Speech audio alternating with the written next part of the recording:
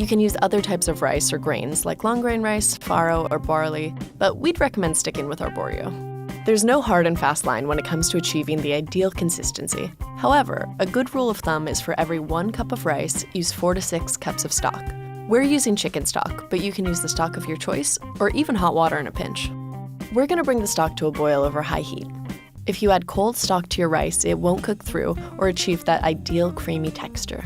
As our stock comes to a boil, we need to select the right pot for the risotto. Make sure to use a tall pot. As you continuously add stock, the rice will double in size, and if your pot is too small, it could overflow. Once the stock is boiling, reduce the heat to a simmer, or just keep it close by. The important thing is that the stock stays warm. Bring your risotto pot to the stove and reduce the heat to medium.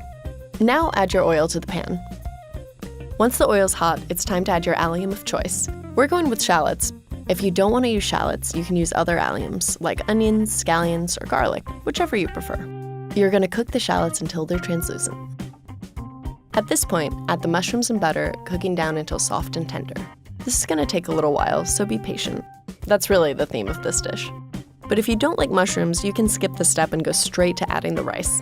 Once your mushrooms have cooked down, add the garlic, thyme, salt, and pepper. Again, this is just for an extra boost of flavor, but you can experiment with the seasonings of your choice.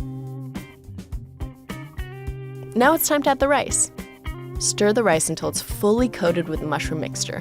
You want to toast the rice, but not burn it. This will take a minute or two. Next, add a splash of wine. This adds a boost of acidity to the dish.